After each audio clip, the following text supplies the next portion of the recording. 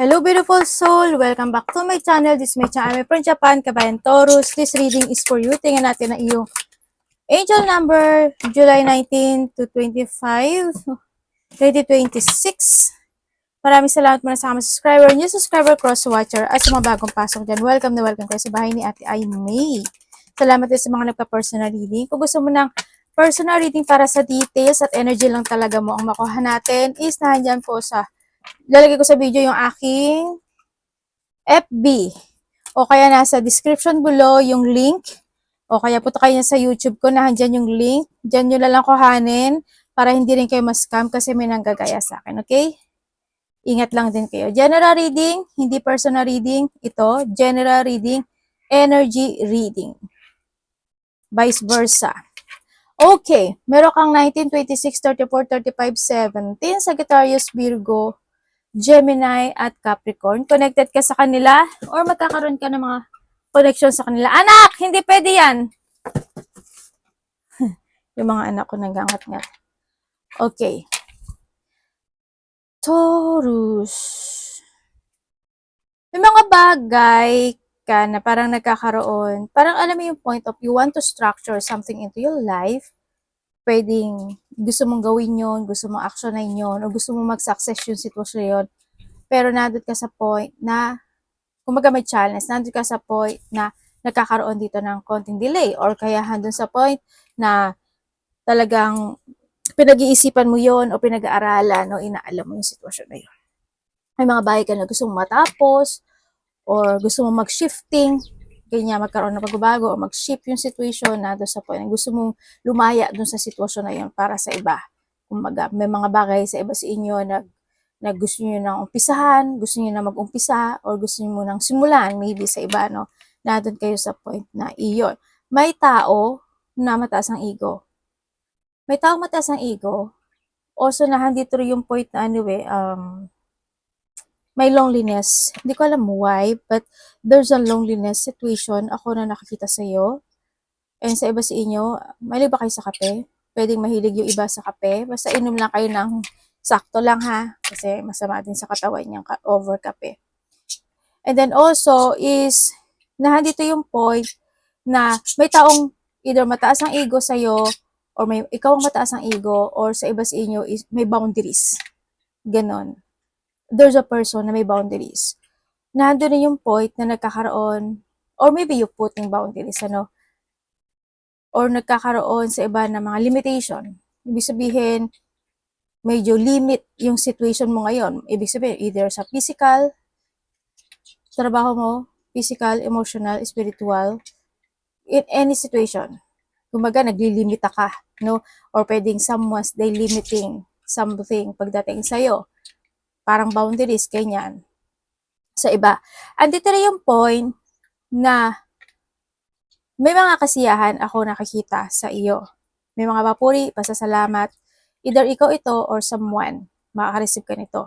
Also love, no? Love and money. Andito na yung point na may mga positivity naman din ako na nakikita na darating sa iyo kasi may magtatapos o may mga bagay na tatapusin o matatapos sa iba. May pagtulong, either ikaw yung tutulong, may hihingi ng tulong, or hihingi ka ng tulong. Andito rin yung point of abundance. Ito ang hindi naiintindihan ng lahat. When it comes to abundance, hindi lang po iyon pera.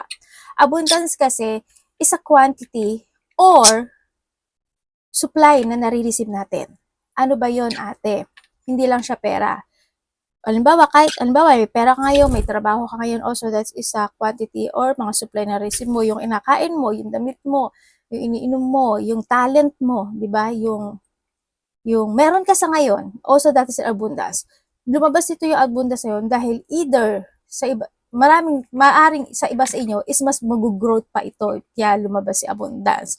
O halimbawa, kumakain ka once a day, di ba? Also that's an abundance kasi once a day nakakakain ka. Kasi lumabas si abundance ito, ibig sabihin, may mga susunod na araw na magiging 2 beses na ka nang kumain. May mga araw na hindi lang isa ang kakakain, magiging 2 beses na sa isang araw. Yung mga that is also the abundance, ha? Kaya isipin nyo palagi na gano'n na huwag nyo isipin na hindi nyo nare-receive yung abundance na galing sa taas. Okay? Example na yan.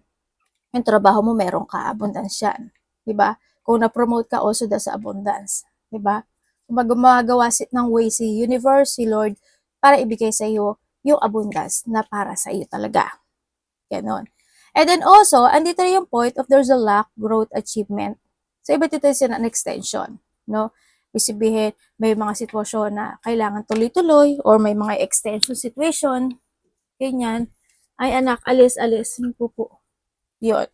And then also, is may mga pag-uusapan related sa negosyo, business, o sa finances. Gain of wealth is coming din. Ako nakikita dito ko, ibig sabihin, halimbawa, tapos na yung ganito, tapos ka na sa mag-utang, tapos ka na magbigay ng ganito, mas nagkaroon ka ng enlightenment, o di ba mga ganun sitwasyon. Basta may mga pagtatapos kasi ako nakita. May mga sitwasyon na magigain siya, ibig sabihin, mas magiging busy ka ngayon.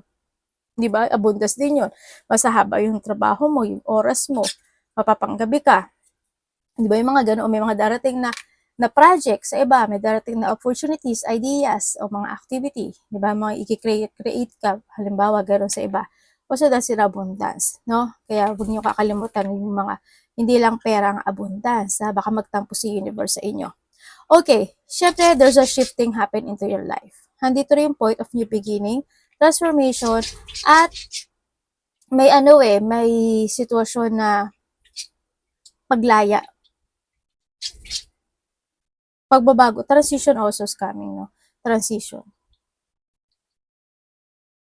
May movement, ako nakikita. May movement na magaganap sa buhay mo. Or maybe someone's magmo-move, parang nado sa point ngayon. Kasi di ba sabi ko kanina parang may tao na there's a boundaries. Ay, baka makalimutan ko sabihin. May delay ha, may delay. Marami ibig sabihin ng delay. Ikaw ay magdi-delay, may i-delay, may ipagpapalitan. Basta may delay. Halimbawa, umorder ka, pwedeng ma-delay yun. O kaya, basta may delay situation. O kaya may mga ifo-force ka, pwedeng ma-delay yun. O kaya may mga ninanais ka, pwedeng mag-delay yun. Pero hindi sinasabi ni universe, hindi mo yun marireceive. But still, marireceive mo yun. Nasa progress lang siya. Nasa proseso siya. Ibig sabihin, doon sa point na yun. Diba? O, halimbawa, abundance, diba? O kaya mga problema mo sa buhay mo, diba? Nadidelay yon, but still, it's depend on your action, yung sinasabi. No, nandun yung point na yun. May mga papers and documents ako na nakikita dito. Either may mga bagay, marireceive kang papers and documents, hindi ko alam kung saan aspeto ng buhay mo yan, o may mga dapat i-sign, o may mga dapat asikasuhin when it comes to papers and documents. Basta may papers and documents, ako na nakikita sa'yo kung sa aspeto ng buhay mo yan. Anak! Maaaring nakita ka ng mga repeating numbers or connected sa yung number na ito, ibig sabihin is your angel is trying to connect dahil may gusto siyang sabihin sa iyo, anak. Okay, iba sa inyo is nahandun yung point na may mga dapat daw kayong pag-aralan o aralin na sitwasyon, or maybe nahandun yung point na may mga aralin ka, pag-aaralan ka, aalamin ka, sisiyasatin mo, or maybe tears of knowledge ka lang din, or pwede rin kasi na you are in a social or media or network, no? Nado sa point na yun. May taong may secret. Yun na nakikita ko. Okay. Uy, may good luck ka, oh. We have the 3, 3, 7. Siyempre, tatlo lang kasi yan. Tapos, puro tatlo to. 3, 3, 3, tatlo. 3, 7, 7, 2, 2, 2. Ibig sabihin, 7 is a divine number. Ito yung lesson learned. Ibig sabihin, there's a good luck coming sa'yo, but still, you need to take it action. No? Yun ang sinasabi. Kailangan mo rin kasi na kasi handito yung point of divine intervention at saka yung kasaganaan. Spiritual awakening. Ibig sabihin na handito yung point na kailangan mong magkaroon ng awakening or kailangan mong gumising sa isang sitwasyon na hindi magiging good ka doon kasi yung good fortune na yun is parating. Diba? Nandun sa point. And you need to lesson learn. Ibig sabihin, may mga bagay na kailangan mo nang matutunan. Kailangan mo rin itayo yung sarili mo with your own kasi andito si alignment. Ibig sabihin, magkakaroon ng mga alignment. When it comes to alignment kasi marami ibig sabihin. Alignment, aalisin yung mga taong hindi para sa'yo. Aalisin yung mga sitwasyon na hindi talaga sa'yo. And then, na-aching ako. Ay, Galileo, sorry. Mga ganyan. Basta i-align ka ni universe. Mararamdaman mo yun. Ibig sabihin, alignment, makikita mo kung sino yung mga tao na may sama ng loob sa'yo, sino yung mga tao na may tampo pa sa'yo, sino yung mga tao na hindi talaga totoo sa'yo, sino yung mga tao na sinungaling talaga. Makikita mo kung ano yung mga sitwasyon o mga bagay na hindi makakatulong sa'yo, mga ganon. Kasi dito yung alignment. Also, trust your intuition, no? Yung instinct, yung gut, o yung ano mo, nararamdaman mo dito, no? Also, kasi may mga bagay ka rin doon na may vision o mararamdaman sa situation. And then, syempre, with the 9 is reflect the past situation. Magkaroon ka ng pag-aalala o pagsisiyasat o pag-aaral sa mga nakaraang sitwasyon. Diba? Halimbawa, example lang diba, bakit itong taon na to is galit sa akin? Mag-reflect ka. Diba? In a good, in a positive, and a negative way. Pero, syempre, mas tingnan mo yung positive para mas maintindihan mo yung sitwasyon. Example ko lang yun. O kaya, kasi handito yung lesson learned. Ano yung mga nakaraan na sitwasyon na hindi naging maganda para sa iyo? May natutunan ka ba doon? Kung wala ka natutunan, yun ang problema mo na yun. ikaw na yung may kasalanan doon. Kasi we have also the 3-3-3. Tatlo lang yan, no? Magkakaroon ng changes as long as you trust your intuition. Yun. Pero nandito si alignment. Huwag ka mag-alala. And knowing your purpose, ang sinasabi dito when it comes to 222, no, keep moving to reach your goal and lesson learned, reflect the situation in the past, and the reward goes to you, sabi niya. Ibig sabihin is, the more na maintindihan mo at malalaman mo yung mga nakaraan na sitwasyon, yes, the reward is coming. Also, you have the good luck, contentment, prosperity, abundance, spiritual awakening, and divine intervention. May divine intervention sa iyo, ha? Ibig sabihin is, kung ano yung pinula mo, yun yung aanihin mo. Kung saan aspeto ng buhay mo yan, anak, wag ka dyan. This message is most likely to reach you during intense uncertainty. You'll come up winning from everything that may come your way. It's also a sign that you have much life experience. Kasi na dahil mo na talagang experience na naranasan, yan, dito rin talaga si lesson learned. And then, it's also a sign that have much life experience and wisdom, yung karunungan mo to share. Yet, you'll need to enthusiasm and effort to get this message to others. Ibig sabihin, kung ano yung mga natutunan mo, ano yung lesson na na-receive mo, ano yung mga naganap o nangyari sa'yo, you need mong i-share yun din sa iba.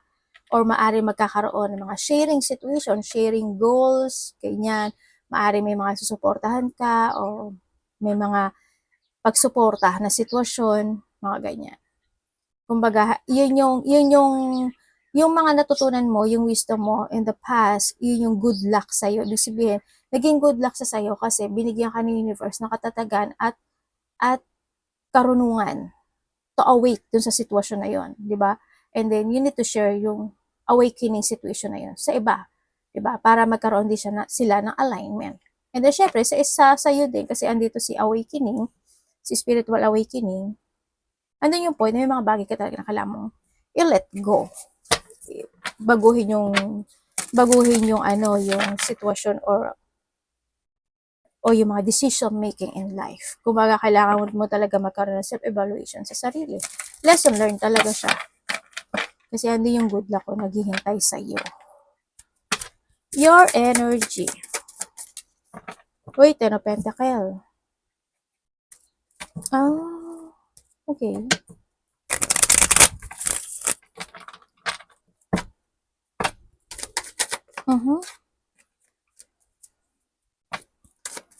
Sa energy mo.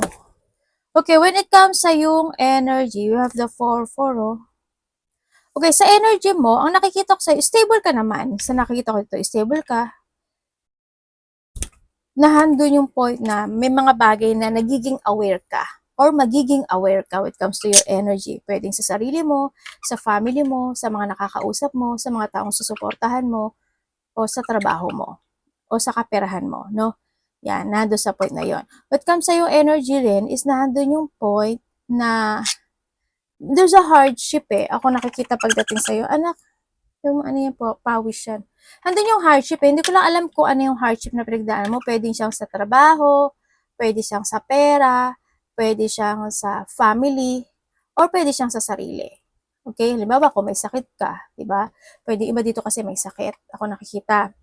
Ikaw or sa family mo, pwedeng nandun sa point na yun na kailangan na maintenance or kailangan talaga ng, kasi forever, aray ko anak! Forever na gamutan ito or forever siyang maintenance, ano, yung nakikita kong tao. Pwedeng ikaw ito or someone's connected sa'yo. Handun din yung point na when it comes sa yung energy mo is meron ka sitwasyon daw na hanggang ngayon hindi mo pa siya kayang ma-let go or pwede rin kasi na hindi mo mapakawalan sa sarili mo, ganyan, na doon sa point na yun, meron daw yun. Ako nakikita sa'yo. Or pwedeng meron kang kinikimkim, or pwedeng na doon yung point na sa iba sa inyo is may mga bagay ka na hindi mo masabi-sabi. 'Di ba? Ganon. Yun ang nakikita ko sa iba sa inyo. May mga sitwasyon na sa iba sa inyo is ikinalulungkot or malulungkot kayo, pero may mga time daw, when it comes sa energy, may mga pananakit ng ulo or paa, or maybe, yun nga, tulad na sabi ko, pain, no, o sakit. Yun ang nakikita ko sa'yo dito. And parating.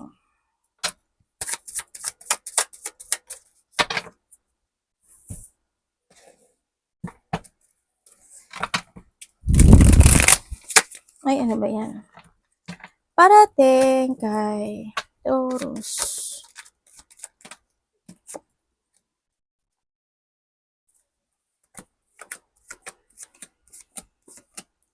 Okay ka ba? Okay. Parating sa iyo. Parating sa iyo is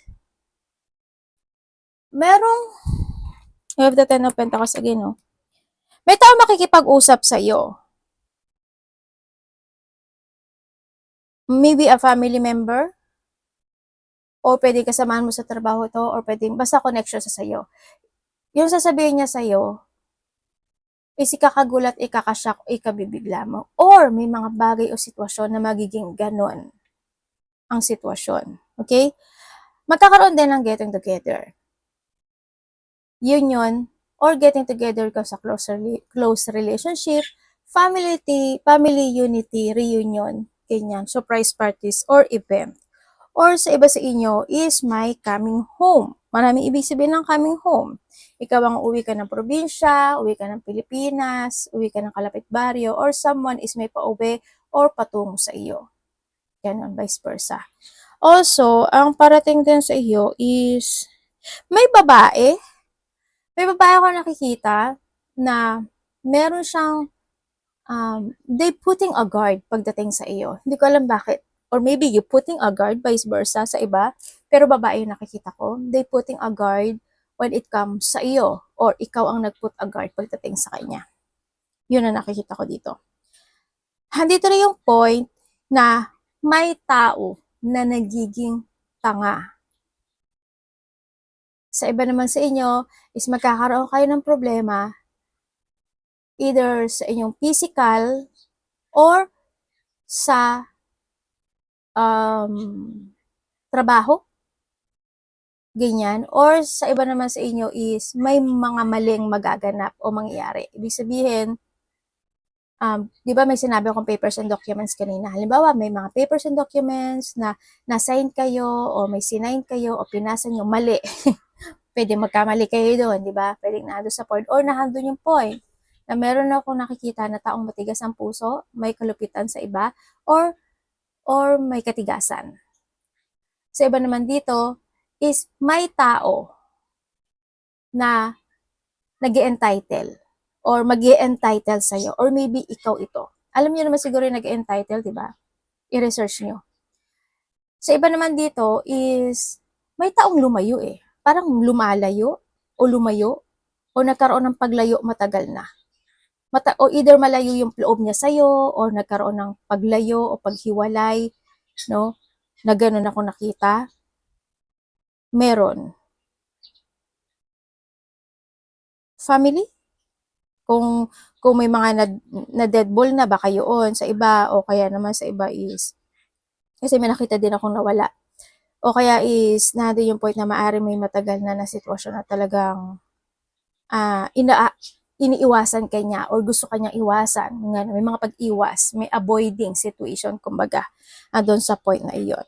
There's an offering situation. Ako nakakita sa'yo dito, ibig sabihin, either ikaw mag-o-offer or someone is mag-o-offer. Marami ibig sabihin ng offer.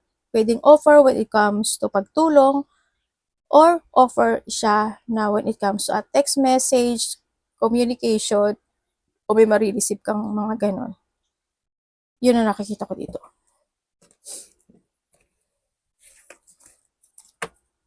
May hinihintay ka? Diba dito parang meron kayong hinihintay matagal na. May hinihintay kayo matagal na, may taong cold talaga, no? May taong malamig pagdating sa'yo, or maybe this is you. May matagal ka nang hinihintay, pero ang sabi kasi dito is, medyo wait lang. Medyo kasi parang hindi pa siya ganun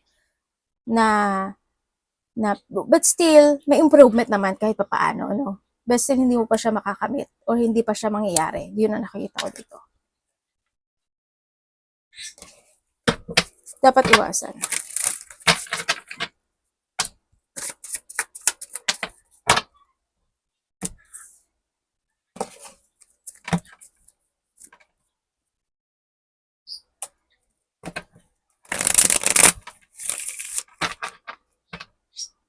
May nakikita ako na either may tao dito, isa sa inyo may problema sa family. Tapos, sa iba naman, teka lang, merong bahay ako nakita eh. Hindi ko lang alam kung yung bahay na yon is sira, masisira, guguho, or magko-collapse. May collapsing ako nakikita. Or, baka naman na may mga, kumbaga, may mangyayaring expect the unexpected happen when it comes sa isang house. Sa isang, basta tirahan siya. Basta tirahan siya. Yun na nakikita ko dito. Basta mag-ingat na lang kayo kung ano man yung magaganap o mangyari, wag naman sanang masunog or wag naman sanang matabunan ng kung ano kasi may collapsing or basta may mga ganong situation of crisis, distraction, or something disaster na magaganap o mangyayari. Pwedeng nahado sa point na yon or hindi man siya sa house, siguro may magaganap o mangyayari within the 4 days, 4 weeks, or 4 months sa loob nun. No? Kung 4 months, July, August, September, October, November.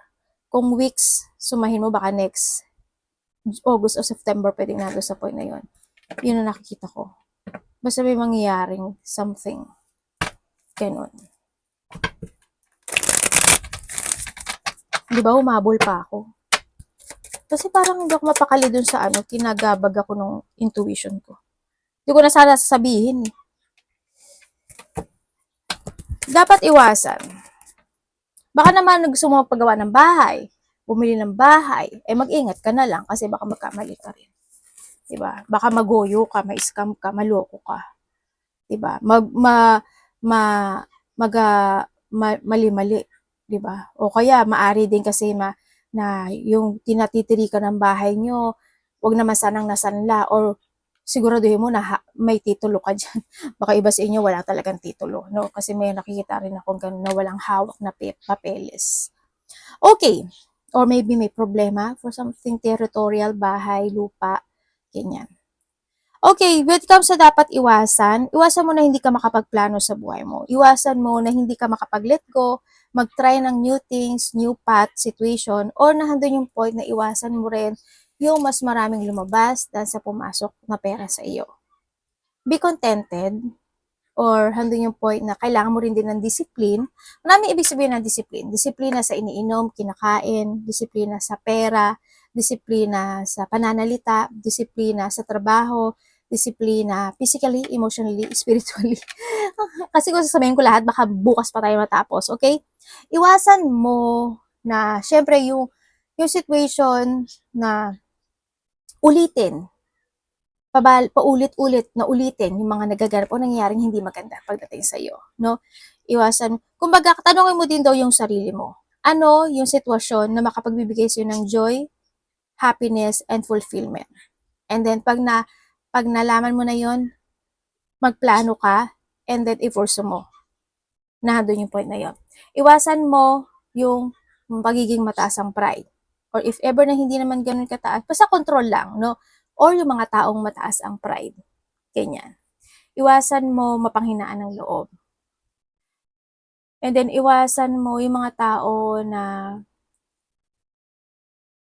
may mga insecurity or kawalan ng katapatan o hindi tapat pagdating sa'yo. Kung ikaw ito, syempre huwag mong gagawin. Kung may mga taong ganon, diba?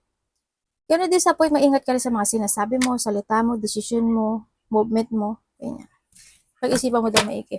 Yung mga tao na mga bastos, masakit magsalita, ganyan, mga bully, or huwag ka makisawsaw sa mga ganon, diba? And also, always focus ang sinasabi, no? Huwag na yung bahala na situation, mga sitwasyon na pwede ka ma-burnout. Love, kapatid, anak, magulang, karelasyon, kaibigan, pamilya. Uy, ano ba yan? Okay.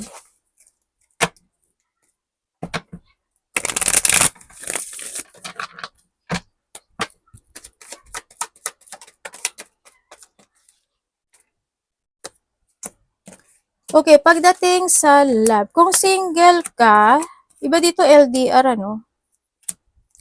Okay, kung single ka,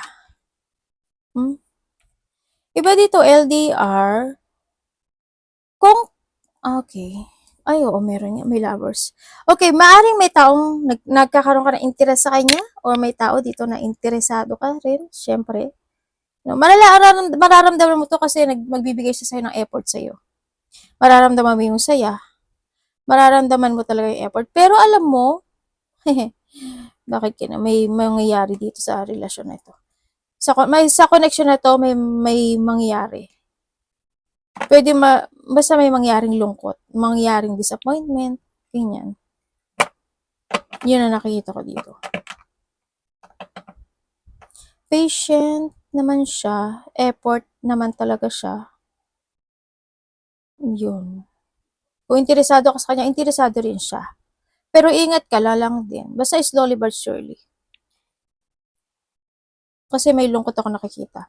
Okay, kung kayo naman is nagkahiwalay nitong tao, yes, nagkaroon na paghihiwalay kasi nagkaroon din ng third party. Hindi na rin kasi nagkasundo no? Nandun sa point na yun. Nagkaroon talaga ng salungatan. Yung iba dito maaring nawala na talaga siya, as in kinuha na ng taas. Iba naman dito is nagkanya-kanya na rin naman kayo sa iba. Nandun yung point of struggling. Kung titingnan ko dito, talagang, maybe both of you in the past na talaga nagbigay kayo ng effort sa isa't isa, or handle lang din yung point na naging more on patient lang din yung isa sa nakita ko dito. Maaari nagkaroon ng attraction o interest sa ibang tao sa nakikita ko dito. Pas nakita niya kasi din yung saya. yung saya or happiness, no?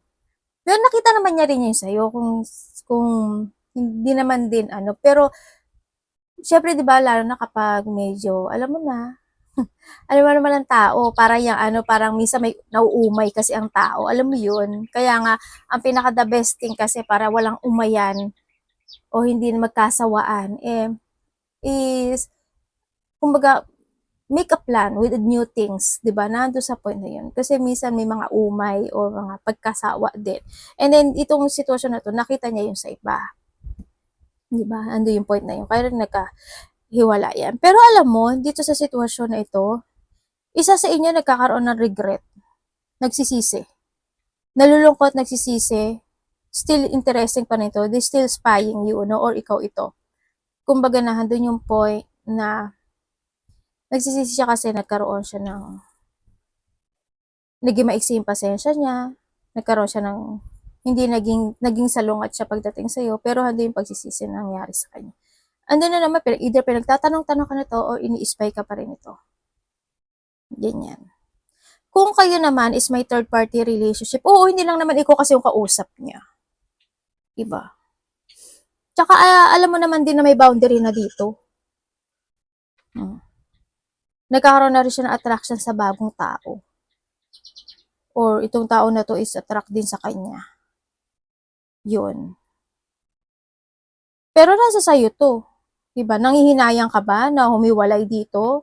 Well, choice mo na 'to, 'di ba? Sa sitwasyon. Nasa sa'yo na 'to. Kasi andun na rin yung point na naguguluhan ka na rin lang din, eh. Kasi kumbaga dito sa relasyon na 'to, ang nakikita ko kasi dito, if you want me, you need to follow me. Parang andun lang sa point na yun. Pero kung ikaw ito or siya, ganyan. Nasa sa'yo 'to. Desisyon mo na 'to. Kung kaya mo pa, di why not? Kaso hintay mo pa ba yung mapagod ka, ng pagod na pagod ka na, nawalang-wala ka na, 'di ba? Nasa sa'yo 'yan. Kasi wala na, hindi na kayo nagkakasundo. Nagtatalo na talaga kayo, 'di ba?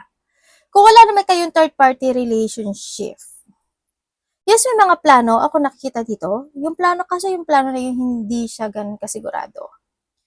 Or pwedeng madidelay yon, no, yung mga plano na yon. Or pwedeng, halimbawa, plano yung magpakasal, plano nyo na ganito, plano nyo ganyan. Hindi siya ganun katatag. Kumbaga, walang, parang bahala na pag nangyari, nangyari, pag naganap, ganun.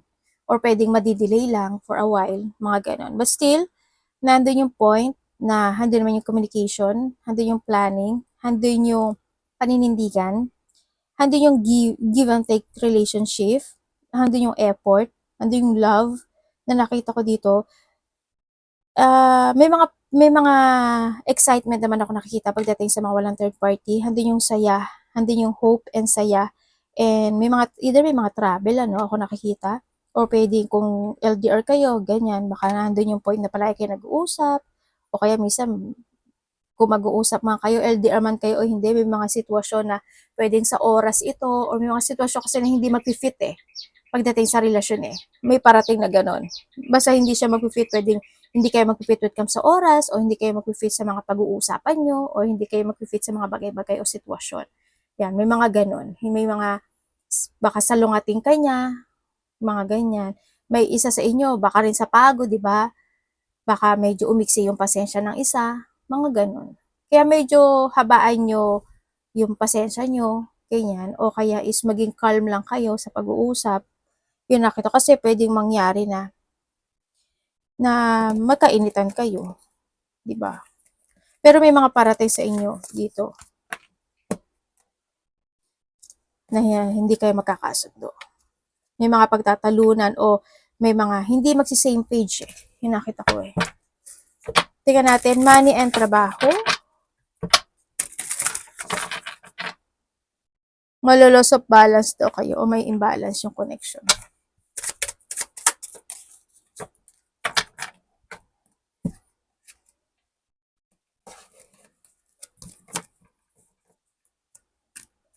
Money and trabaho. Okay, kung kayo is walang trabaho, may offer naman ako nakikita sa iyo. Either isa or dalawa, may offer. Kaya kailangan mo lang din umaksyon kasi nado ka naman din sa sitwasyon na hindi ka rin naman kumikilos, 'di ba? Kilos-kilos din pag may time, 'di ba? Nandoon lang yung sa point na 'yun. Okay.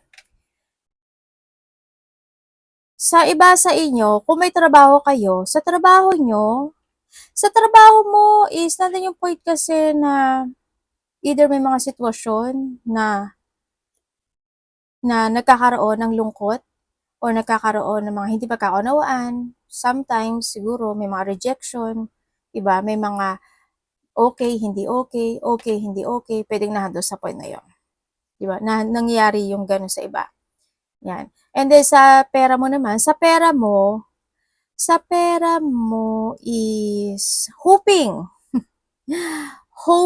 hindi ganun na maging pangit yung pera mo. But still, you try to make it balance. Disconnect this pera, trabaho and pera, sa nakikita ko sa'yo dito. Wag lang siguro kasi may mga sitwasyon na hindi magiging maganda yung outcome pagdating sa pera. Kaya you need to be very careful when it comes to your money. May mga rejection. May mga sitwasyon na pwedeng mas lumala or medyo mahina kasi yung situation Halimbawa, hindi ka ganong nag-iipon.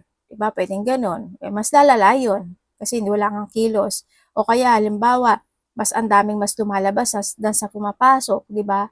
Oh, ano dapat mong gawin dun? Mga gano'ng sitwasyon. Kaya ingatan mo yung pera mo dito, sa nakikita ko, sa iba sa inyo. Pero may mga sitwasyon naman na either this is your idea or pwede may mga offer na parating din naman ako nakikita sa iyo this time. Pero yung iba kasi ano eh, may iba madi-delay to eh. May delay kasi ako nakikita talaga. As in may delay. Mag-ingat ka ba sa pera ang pag-uusapan kasi may tao na magsisinungaling pagdating sa pera or pwedeng baka maloko ka, 'di ba? Nando'n sa point na 'yon. Sa iba dito, may tao makikipag-communicate sa'yo related ang money. Yan. Yun, basta mag-ingat ka. May mga commitment akong nakikita na hindi rin magiging maganda. May ayusin mo ha, kasi ang nangyayari kasi walang pagsasaayos na nagaganap, no, sa iba. Kaya ayusin niyo 'to. Para siguro hinahayaan niyo na lang din. Ay ayos niyong maigi, no? May nakikita pala akong dental clinic. Hindi ko alam, kailangan niya ba magpa-dental clinic? Sasakit ba yung bagang mo? Sakit ba yung gilagid mo? Mamamaga ba? O may mga kailangan na ng pasta, cleaning, baka may bulok na yan. 'Di ba? Ingat-ingat kayo, baka may mga pananakit. Ikaw o someone who's connected sa'yo, no? Yun ang nakita ko. Yan. Ano yun, ayusin niyo yung ipin niyo rin. Ate, pengeng pera. Yun na nga ang problema, di ba? Kumilos kasi kayo, okay? Yan. Basta sa inyo naman yan. Basta ayusin yung maigi yung pera nyo. Kung may mga dapat na i-let go, isaayos, i-change, gawin. No? Sa iba sa inyo, siguro sa trabaho, gusto nyo na talagang lumipat pero hindi pa kayo makalipat. Di ba? Nandun sa point na yon. Kahit na alam mo na may idea ka or kahit alam mo na may offer, hindi mo magawa, pwedeng nandun sa, nagdadalawang isip ka. Sabihin niyo kung mag-iibang bansa kayo, yes, may ibang bansa ako nakikita sa iba sa inyo. Pwedeng lilipat ka na ibang bansa if nasa ibang bansa ka or iba sa inyo is mag-iibang bansa kayo. Sa iba. Arigatou namaste, God bless.